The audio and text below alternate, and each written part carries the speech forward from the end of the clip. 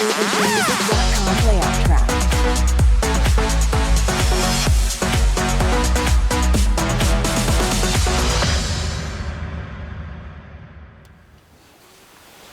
What's happening, Reds? Welcome to the video, welcome back to Mad Red United, welcome back to normal football talk and real football talk, not FIFA and all the fake stuff. If you're wondering what I'm talking about, you haven't seen my last couple of videos, I've just had some isolation videos going on, well, called them isolation videos because there's not much you can do when there's nothing going on out there, is there? So, me and Alfie set up a league on FIFA. All the information is in the previous videos. I'll put a tag up so you can click on that. If you did like FIFA, if you have got a PlayStation, PS4 and you wanted to join our league in terms of the prizes I'm giving out, all the info is in that video. Don't forget, go check it out. Always socials in the bottom in the description as well. So moving on, I watched the United Stand video the other day. I didn't know they was doing it actually, but I watched it. It was a good watch. Saeed there with Ricky and Mark going on about everything United at the moment. So I just wanted to spin a video off on it because, well, it's good for me because I just needed something to do in terms of talking about United, all this isolation stuff and what's going on out there at the moment. We need a distraction. I think United are the only team that's actually got anything going on in the news at the moment that anyone is talking about. The main topic at the top of it was obviously the Sancho rumours going on.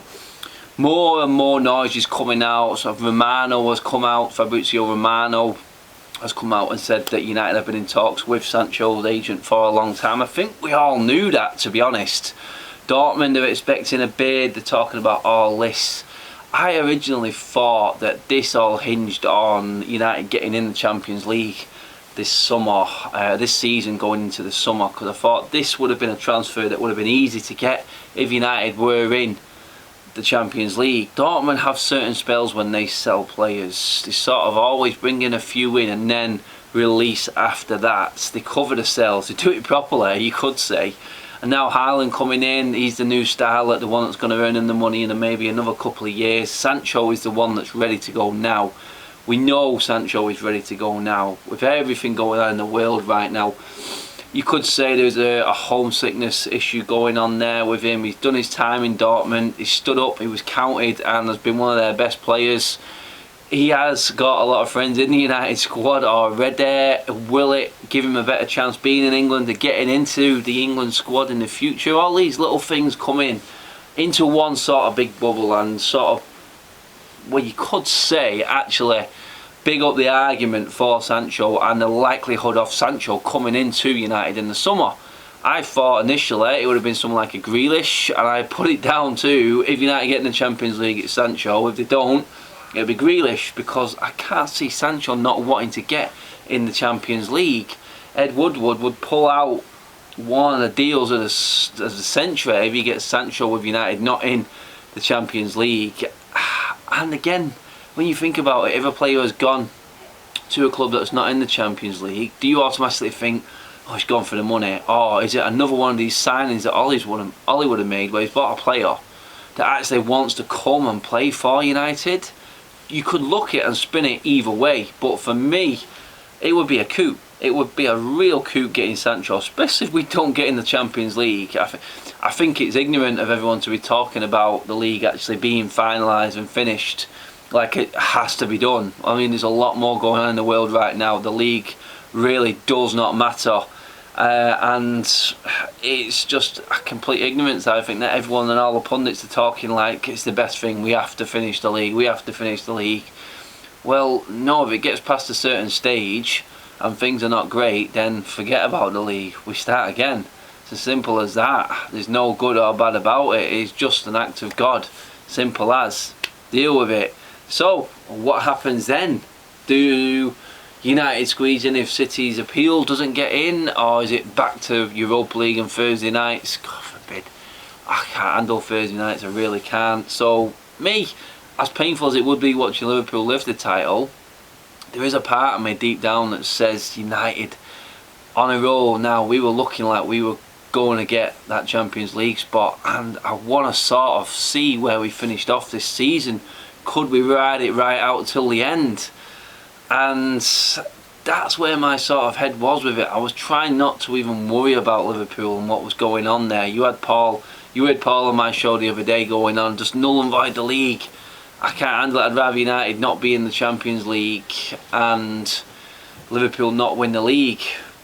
For me, I just, you know what, Thursday nights, whether it's because I go to all the games and then having to deal with late Thursday nights, it's just horrible. It is horrible. Anyone who does it and follows United like myself, you know what it's like. It's just a horrible competition to be in, and logistically it is just hell. It really is, because you're not seeing the best out there, and you know that you're going to be playing some stupid kick-off times. I know there are some crazy times in the Champions League, but you pretty much guaranteed them in the Europa League, and it's just bad. It's just a bad competition to be in, and you know how I feel about it. I don't want to be in it, but we have to be in the Champions League, otherwise we are going straight back Thursday night football. So in a way, that's why I want the league to be finished.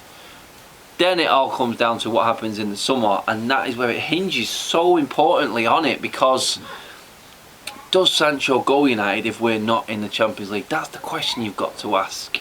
You've got to ask that question. The lads then went on talking about where Sancho fits into this team and who comes out, who plays. Well, let's think about it sensibly and not sentimentally. So Sancho comes straight in the team, simple as, like Bruno did. Comes in, different calibre of player, changes things. Another player on the wavelength of a Fernandes, and you're talking about a very, very different football team going forward for United. Who drops out, what formation we play, ifs and buts, you can look at it so many different ways. The lads were arguing the point. I mean, I heard Ricky going about his Matic love again, and no, I just don't see it like Ricky does. He knows I don't see it like Ricky does. I don't see anything good in Matic going forward with United. I just don't. I'm not saying he's a bad player, but I look at it going forward, and if we're trying to find room for a player like Matic, we're going in the wrong direction. It's as simple as that. He was a panic buy in January for David Moyes. We didn't need one Matic. Even then, we didn't need Matic. And year after year after year, because he's such a nice guy, the managers that have been in have all just tried to find a spot for him in the team. Our team never suited Juan Matic. We never had the right squad since day one of him arriving at the club to fit him into the position what suits him. He needs a team building around him. And because of the cock-up and arse-ups of managers that we've had, he just does not fit into this team. That is not all his issue. I'm not saying it's all his fault and he's not good enough. He would have been good enough if we had the right team for him to come into. He was just forced in, shoehorned into positions that did not suit him, and no manager has been able to find the right position for him. We know what the position is for him. Central there, number 10. You build a team around him and then you're talking. We were never in a position, time in United's setup, to actually go ahead and build a team around Juan Matic though. Matic just dropped straight out of the squad. He could maybe scrape onto the bench. That's how I feel about Juan Matic, and I don't want to really go into it more. You all know how I feel about him. He's at the end of his career, and it's the wrong direction if we're trying to find a spot for Juan Matic in this team now. Especially if the likes of Sancho comes in. Have a think about it sensibly, people. It just does not work. Moving on to the next position, with a Sancho coming in, then you're talking about formation. Sancho's position in United's team is all about formation. We know he plays better from the right hand side. He's pulling up trees for Dortmund from that. He is a free rein going forward and can play a few positions, but we have a player there who we know who can play right hand side of an attacking three, of the midfield, whichever position formation you want to set up as. He is definitely a player that we have been crying out for. So Sancho on the right hand side of what formation? That's the next question. Do you have the two holding midfielders, or do you just play one? Do you just play the Matic? Here we go, the Matic conversation. Ricky, I love you, mate. I really do. I just don't see it the same way that he does. I don't see it, Ricky, mate. I understand the last few months Matic has been playing superb, and the calming influence he has on that back four has been superb. But the only reason everyone's talking about it now, and it's not because we all missed the trick when it was early on in the season and we were looking shocking. He just wasn't playing well back early on in the season. There's no way of sugarcoating it. We're talking about Matic now because he's took his chance when McTominay went out injured and has never looked back, and you have to give him full credit and praise for doing that. He's playing well. He has give his head a wobble because he was poor, and there's no argument about him being any different than poor, because he wasn't.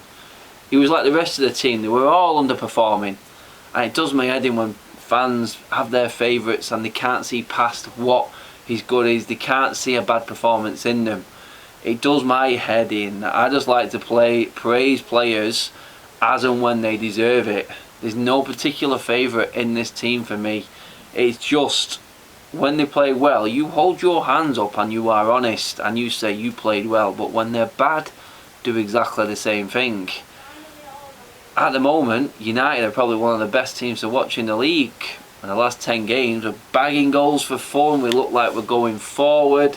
We look attack-minded, and that was all because of Bruno. I heard Ricky say if Bruno was on the right-hand side like Matic was stuck on the right, then he probably won't have an influence. Totally disagree. Bruno Fernandes is a different gravy altogether, and what he has done to that team has been nothing short of miraculous, because he has took it on himself to take control of that team from the first game. You have to watch this guy in the flesh, people. You really do. I hope you get a chance to see him in the flesh and watch what he does when he's not on the ball as well. The cleverness and just the way he organises and moves things around. He is a leader, an absolute leader, and he makes everyone around him step up their game even more. And it came at just the right time. People have said Bruno Fernandes is going to save all his career at United. The stats don't lie in terms of what he's done already. And look at what's happened with Igalo coming in as well. Where do you fit this team in? And then it's like they were saying the other day, and I agree with Ricky on this one actually, I don't think United are championship challenging quality yet. A Bruno Fernandes in there for a full season, a Sancho in there, and people are saying, you know what, we've got a really good back line, we've got a midfield that looks like it's playing well again, and then we've got a Sancho added to that with the form that Martial's in, and Rashford coming back, Igalo with another option up front. It's all with this with United. We still have that little element of mentality issue, which when the chips are down and plan A doesn't work, because plan A has worked every single game in this run, when we come up against it, that's when you will know if this team has got a challenge in them in terms of challenging for the Champions League, challenging for the Championship, the Premier League, because this is where Ollie May does fall short in my opinion. He doesn't have the experience and the tactical nous that some of these top of the table managers have right now. Speaking of top table managers, Pep Guardiola, £1 million donation to help the coronavirus. Big up Pep Guardiola. I don't care if he's City or not, people. You got to hold your hands up and say, you know what, dude, that is a nice move, that is a nice touch, and deserves massive praise for that. But Pep Guardiola, going back to the subject again of top managers, they have that little change in them. Game management is massive. Look at all the best managers, they've all done crazy things and you'd have gone, oh, what is he doing? And then all of a sudden you're like sat there going, yeah, that's why I'm sat here, and that's why he's down there on the touchline managing and picking up trophies, the best and the biggest trophies out there. Has Ollie got that in his locker? Will he get time to develop that at United? I don't think he will. I don't think United are at the stage for challenging, I really don't. No matter what we bring in somewhat, it will get better. I think we should be looking towards top 4 stability first, one step at a time, because let's be honest, this was a mid-table team early on in the season. A leopard never changes its spots. There's always the capability of this team going straight back down to mid-table if their mentality is not right. That's the difference, and that's why I'm not fully convinced yet. The signs are getting better, the signs are good. We are good to watch. We have beat some good teams this season, and that is progress. it's consistently doing it, knowing that you're going to every single game, and that match, yeah, you played well. We have played well in some big games so far this season. Then you go the week after, and you know you have to perform to exactly the same level, because that game to that club you're going to is another cup final. Add to the fact that this team has been on the ropes for 2 years, big time ropes for 2 years, under Mourinho on the back end of Ole towards back of last season and some of this season in fact, and that opposition know that you're there for the taking. A massive name like United, have this squad got it in them to think, you know what, I can do this. I can play against Man City, Liverpool, Spurs, Chelsea, Leicester, beat all these teams, it's great. Big game, big occasion. The lights are out, Sky Sports, cameras, they're all there. But I've got to then go to a 12:30 kickoff against a team that's maybe 15th in the league, and that's their cup final again. You have to perform to exactly the same level that you did the week before. I just don't think we've shown that consistency enough. Proof in the pudding that we haven't won 3 games in a row in the league all season. We've got 9 games left, people. This is still there. It never leaves you. It never leaves you. It's if you've got that up there to handle what comes in, week out, playing in that Manchester United shirt. That's why I'm not fully convinced yet that this team has what it takes. Do I mean that this team hasn't got what it takes? Not necessarily. You bring in some players, yeah, granted there are a lot of crap, there's a lot of shit in that United team, there really is. That isn't ever going to be good enough. They've had more than enough chance. But we've got some players there coming through now. Rashford, Martial just starting to take it upon himself now. Igalo slots right in. Bruno Fernandes, Maguire, the captain after 6 months at the club. Wan-Bissaka, potential to get better and better. All these players, Fred, getting better and getting better. They were all held back by certain players at this club, and you know the players. If you come to United and you see Phil Jones and Jesse Lingard, they're rolling up like they own the place because they're still getting contract after contract. You're going into that club as a player and you're thinking, oh, what are the standards at this place? This is where this club is at. And you know what? You have to praise Ollie for the fact that he's give everyone a chance. And now we're starting to see the ruthlessness of Ollie in terms of his selections and some players. Like I said, roll that into, can he get the tactical nous and know exactly how to change things when we need to change things like the top managers? I don't know. That's the answer. I don't know. He's looking at the right players, he's bringing in the right players, and we're playing a decent style of football at the moment. All because he's stopped playing the crap which has just dragged this club down season after season over the last 7 years. We haven't seen Phil Jones for God knows how long. Lingard, he's done. He's finished. You know what I mean? We got rid of Smalling. Rojo's been sent back out. Sanchez, see you later. It's not working. There's no time for egos here, even though he's got to come back. We all seen what happened there. How and what happens with him in the summer is another issue for Ollie to deal with. Smalling playing well in Italy. It's the sort of league I think Smalling should be in, to be honest. It's a defensive league where the art of defending is simply defending. You don't need to do much more as a defender. It's all about keeping a clean sheet there. And Smalling is a great defender. What you need in the Premier League is something different. Look at what Liverpool have got with Van Dijk. The way he carries that team. The command and being able to push so many players forward because they know they've got Van Dijk at the back to handle what comes the other way. Another example, Laporte at Manchester City, being able to stabilise, carry the ball into midfield, it's massive. United are getting this now with Harry Maguire. He is going to be our captain for years to come, and I think this last 3 months especially, he has been the one that has stood up and been counted more than any other player in that team. He took that captain's armband without even thinking. And you could say, yeah, you're not going to say no, are you, United captain? Yeah, but you know when players arrive at the club that they accept what this club is. Zlatan Ibrahimovic did it. Harry Maguire has done it. Bruno Fernandes has done it. Accept where you are arriving. Look at what this club means. And you know what? I can see how the transferring network and the recruiting of the club has looked at that a little bit more than going gun-ho. Look look at what's coming, look at what's left. That's the biggest positive that I've got coming out of United at the moment, and my biggest praise for Ollie going forward. He has got something there. There is something there. There's still going to be plenty of Ollie out managers. I've seen rants going on the Flex and Rant show saying he's a lucky punch, whatever it was he was talking about. And yeah, you could say things fell into his lap, sort of, but what would have happened if we'd have got Bruno in the summer? You know what I mean? I think the end of last season has sort of put so much doubt in a lot of fans, and then the way this season started and some absolute horror show games that we were at, and a lot of fans can't see past that. But what I can see is a realistic look on things, which is going forward we have something to look forward to. The young players that have come through this season have been immense.